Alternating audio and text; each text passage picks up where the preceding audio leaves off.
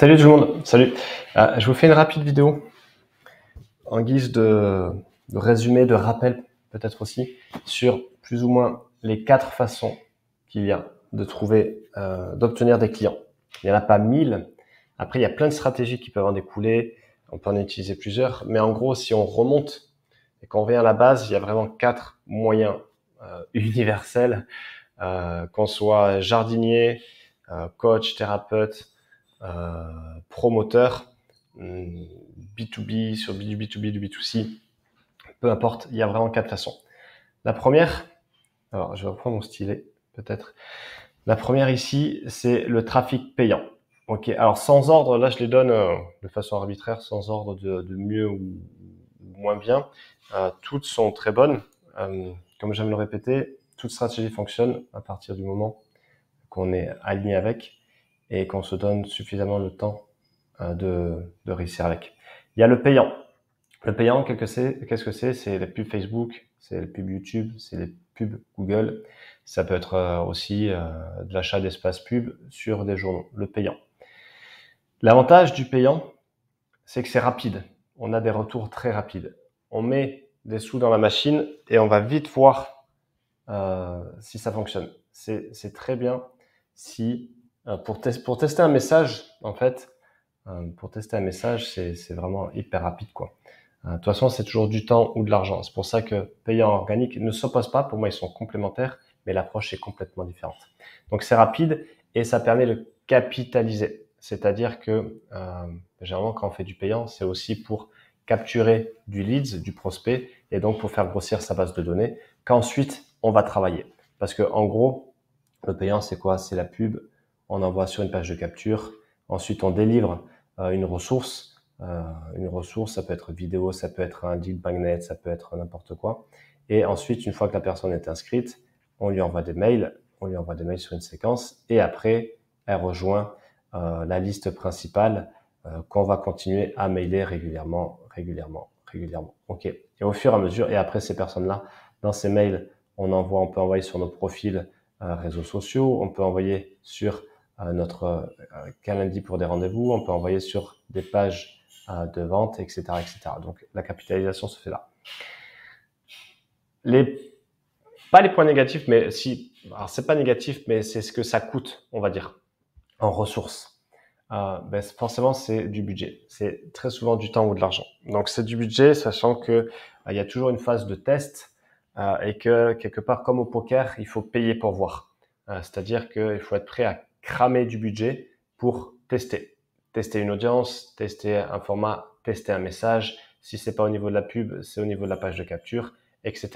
Ça demande une bonne connaissance de son marché. Après, si on l'a pas, justement, ça permet de tester rapidement.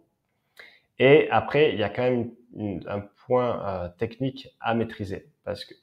Technique, et je rajouterai même, alors, là, allez, je vais virer ma tête, vous la connaissez, en plus c'est petit matin quand je fais ça. Technique, stratégie. Même si la stratégie, quelque part, elle est partout. Pourquoi? Parce que, voilà, Facebook, YouTube, Google, il s'agit de connaître les codes, il s'agit de savoir comment ça fonctionne. On fait pas du Facebook comme on fait du Google, c'est pas du tout la même approche.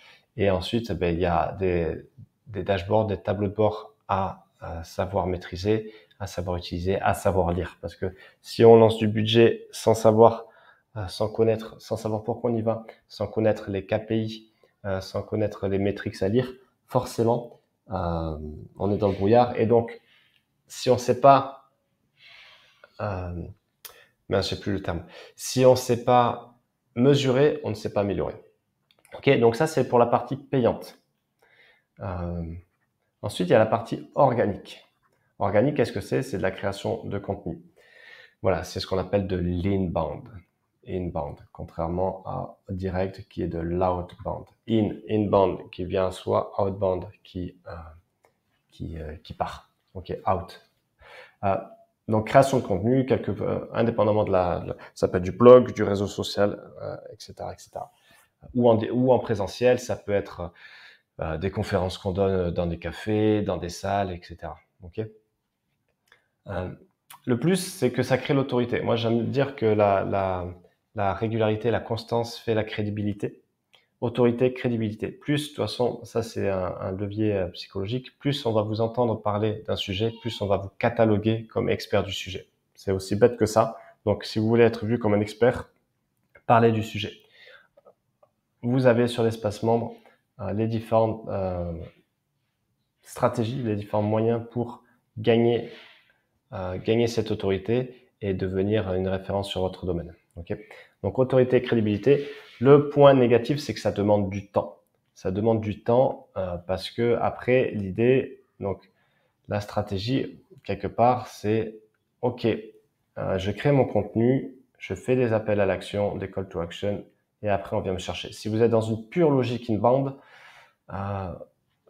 votre contenu a intérêt à être très très solide en termes persuasifs. Ok, parce que si vous attendez les personnes que les personnes viennent vous contacter, c'est possible, bien sûr, ça arrive. Moi, ça m'arrive, ça arrive à pas mal de personnes que j'accompagne, mais ça peut être plus lent et ça demande du temps.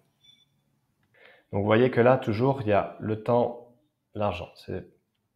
Alors, il y a aussi l'énergie et l'espace mental, mais c'est les ressources dont on dispose au quotidien. Ok. Ensuite, on a le relationnel. Qu'est-ce qu'on peut mettre dans le relationnel? Réseau, recommandation, partenariat. Recommandation, donc réseau, recommandation, c'est plus ou moins la même chose. Recommandation auprès de ses anciens clients, de ses partenaires et des partenariats.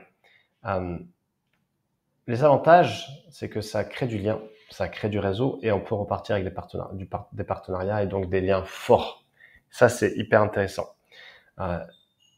Les inconvénients, on va dire que ça demande de l'implication et ça demande aussi d'aller sur du contact direct, sauf si on vous sollicite. À vous de voir si, là par exemple, on m'en a proposé deux ces 2 derniers jours. C'est quand même assez marrant. Je suis en train de réfléchir et de laisser passer la vague émotionnelle propre à mon design humain pour voir ce que j'en fais.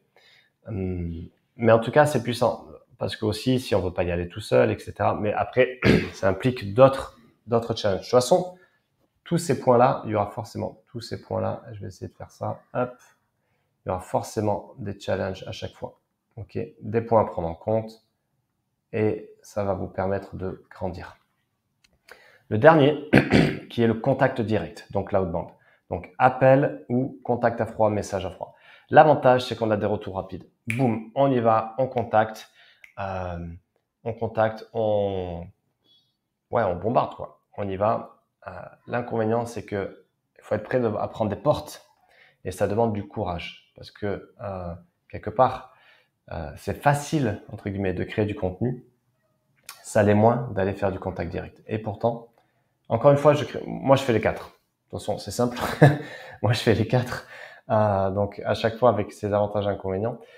Ça demande du courage, mais par contre, c'est de la même façon que quand on balance du payant, c'est hyper formateur en termes de retour sur de commentaires qu'on peut avoir très méchants, très agressifs, très personnalisés. Moi, on m'avait traité de cancer à un moment quand je faisais de la pub. De la même façon, quand on fait du contact direct, ça va demander du courage pour oser prendre des portes et oser s'exposer quelque part. De la même façon que créer du contenu demande du courage pour partager son message, partager son opinion, partager son expertise, se partager également en photo, etc. De la même façon que le rationnel demande également du courage. Donc, il n'y a pas, encore une fois, pour finir, il n'y a pas une façon meilleure que d'autres, juste. Et c'est pas l'un ou l'autre, ça peut être payant et ou organique et ou relationnel et ou direct. Selon, on l'a vu ensemble, selon aussi votre profil du mind design, il y en a qui vont être plus sur de l'organique, sur du relationnel, aller chercher des partenariats, je pense par exemple au projecteur. Il y en a pour qui le direct, ça va pas faire peur, typiquement les générateurs manifesteurs. Et puis selon les traits de caractère aussi. Il y en a qui veulent aller direct, donc ils sont prêts à réinvestir. Après, c'est aussi un état d'esprit. Ce qu'on gagne, est-ce qu'on le réinvestit directement dans sa boîte? Ou alors est-ce qu'on se paye et qu'on se paye des trucs à côté? Voilà, ça va aussi chercher la vision, ça va aussi chercher la stratégie. Donc tout ça se met dans votre écosystème et c'est réfléchi. Vous avez chacun vos armes, vous avez des résultats avec, ok. Et direct, ça peut être tout ça, c'est présentiel, donc c'est en ligne ou en présentiel, bien sûr. Ok, tout ça fonctionne. Ok, voilà. J'aborde plus ou moins tous les points sur l'espacement et avec vous de façon directe, selon aussi votre profil. C'était un rappel. Posez-moi des questions en commentaire si vous en avez. Mais c'était un rappel important de ce qui est faisable, des moyens que vous avez possibles, que vous avez disponibles et sur quoi vous pouvez vous appuyer. Idéalement, vous commencez avec quelque chose, vous pouvez commencer avec deux, par exemple, l'organique et le contact direct. Par exemple, l'organique sert le contact direct. Contenu, les gens réagissent, hop, vous allez, donc, ils font leur recherche, etc. Ils prennent le temps. Vous pouvez aller les chercher en contact privé, en message privé. Ok, parce que l'organique, je ne vais pas redire ce que je dis sur l'espace membre. L'organique, le contenu, sert aussi à qualifier les personnes qui like. Vous allez sur des groupes, typiquement sur des groupes vraiment propres à votre thématique, vous posez des questions. Qui ici a déjà eu des crises d'angoisse? Comment avez-vous fait pour les résoudre? Moi. Ok, hop, bam, bam, bam, vous les ajoutez. Hop, puis après vous allez envoyer un petit message. Ok, ça c'est une bulle de message. Je dessine pas très bien, vous le savez maintenant. Ok, voilà. Donc c'est pas l'un ou l'autre. Idéalement, on fait un peu de tout. Voilà, mais ça se développe au fur et à mesure, et surtout quand on est au début, savoir sur quoi on part, et y aller, et s'y tenir, parce que au bout du bout, mécaniquement, je vais le mettre d'une autre couleur. Tant qu'on s'engage, qu'on teste et qu'on améliore mécaniquement, et qu'on s'engage et donc qu'on persévère, mécaniquement, ça ne peut pas réussir. Ça ne peut pas ne pas réussir. Ok, c'est pas possible. Voilà, je m'arrête là et je vous souhaite une belle journée et posez des questions aux commentaires si vous en avez. À plus.